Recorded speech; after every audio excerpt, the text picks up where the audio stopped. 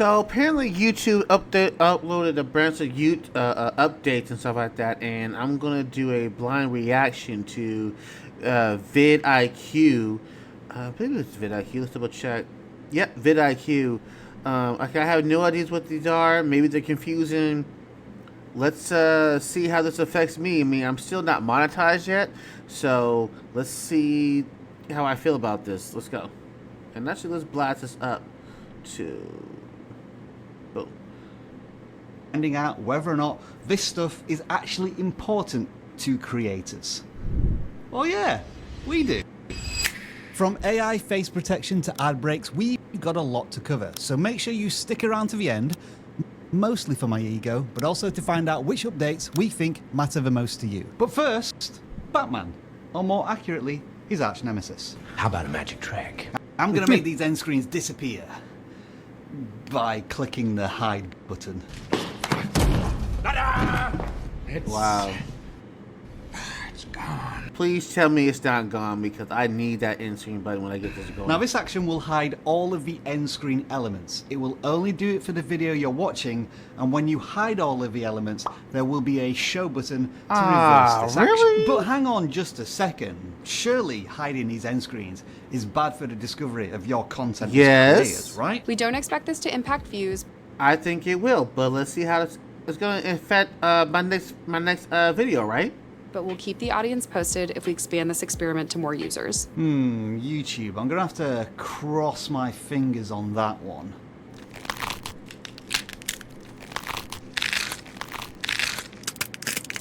I guess the argument here is that if your end screens are so annoying that viewers are hiding them, then they sure as hell ain't gonna click on them. And you know what? No. More importantly than any of this, Jack Nicholson did it better. Anyway, moving on swiftly, subscribers. Apparently, if you click this button, something amazing will happen.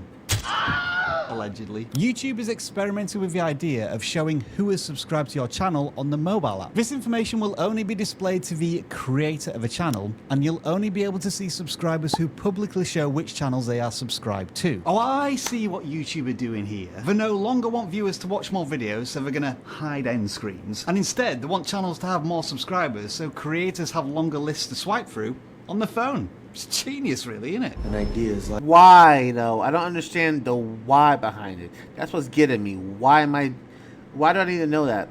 like a virus. Resilient. Highly contagious. Yes, well put, Christopher Nolan.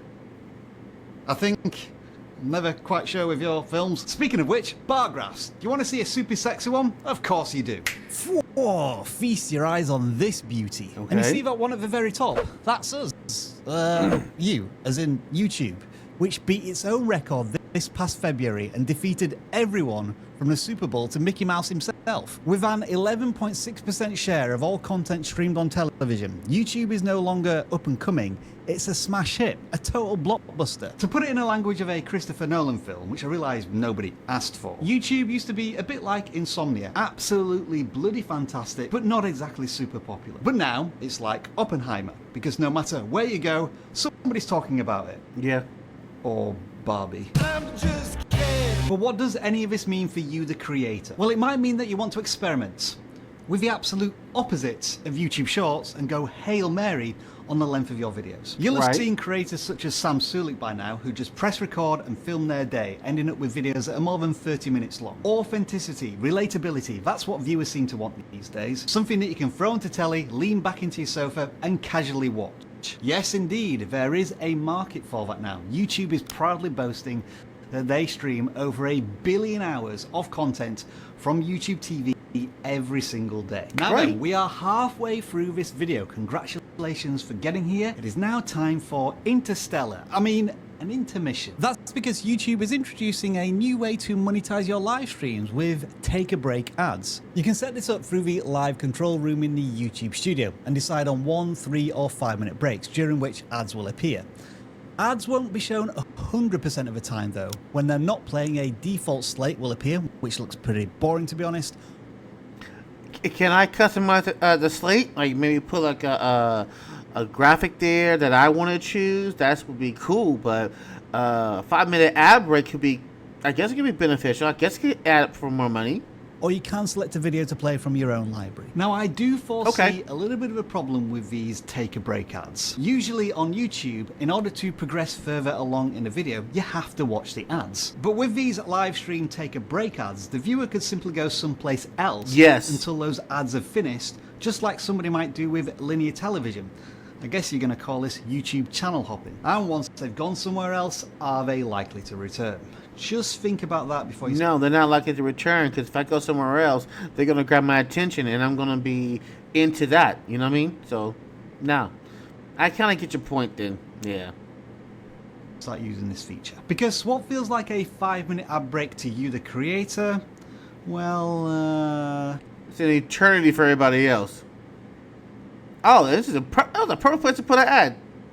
If a man really hated ads, here's what he would do. Day 1, he would install Pi on his computer without spending a dime.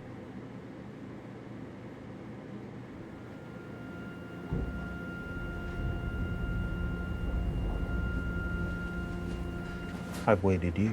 Interstellar done, now it's time for a pop quiz. We have already used AI somewhere in this video. Let us know in the comments where we used it and you'll win absolutely nothing. But what YouTube is conscious of is the potential impact AI has on a creator's likeness and how it might be abused. In order to address this concern, YouTube is piloting a scheme where they ask select creators to submit selfie videos in order to generate tools for protecting against this very problem. So, I'm going to send you a selfie of me to protect AI. Couldn't you just use that for AI? Fighting AI with more AI. This is a fantastic idea where absolutely nothing could possibly go wrong. But if it does work, I can finally get what I'm owed from this Hollywood numpty.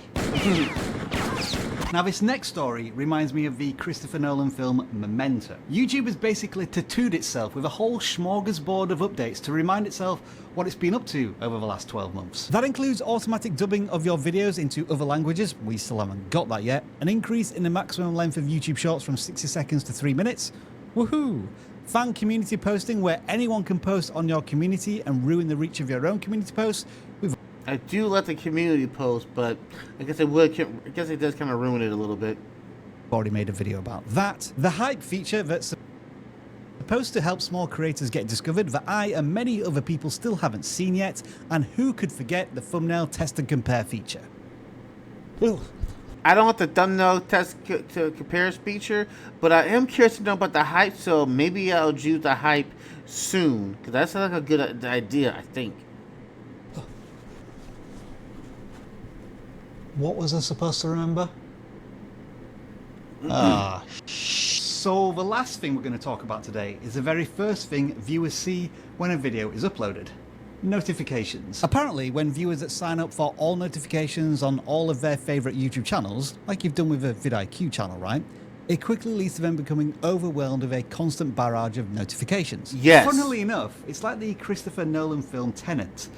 If I try to explain it, yeah, you get the idea. And that's why YouTube is running this experiment. They've basically found out that when viewers become annoyed at being constantly pelted with push notifications, they just turn them all off. And so this is their Which is what I do. I turn all my notifications off. Solution, which you might raise a quizzical eyebrow at. YouTube will reduce the number of notifications you get by prioritizing whether or not you actually engage with the channel's content. So in other words, even if you have set a channel's notifications to all, if you don't watch the videos on their channel, you might not get all of those notifications. Now, I suspect... I guess I'm okay with that, but then again... Yeah, I guess I'm okay with that.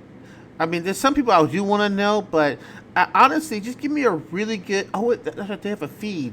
So I just watch... I guess I just would have watched it on my feed.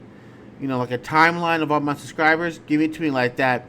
Make it in chronological order, and I'm good. I don't need notification. Your response to this is going to be split straight down the middle. Half of you are going to say this is exactly how notifications have worked for years because they are completely broken, and the other half, which happens to include myself, won't care at all because we don't rely on notifications from YouTube. I mean, genuine question, is anyone watching this video as a result of tapping on a notification? Absolutely not. I think I'll have to go with YouTube's TV streaming dominance as the most consequential update here. Put simply, how viewers watch content on the platform influences how you make it. And if longer viewing sessions are all of the rage these days, that presents new opportunities for you to reach new audiences. If you disagree, then do please start an argument in the comments. And at the same time, could somebody explain in less than 500 words what Tenet is about? What's happened's happened. Which is an expression of faith in the mechanics of the world. I haven't seen Tenet, but thanks for coming through, guys.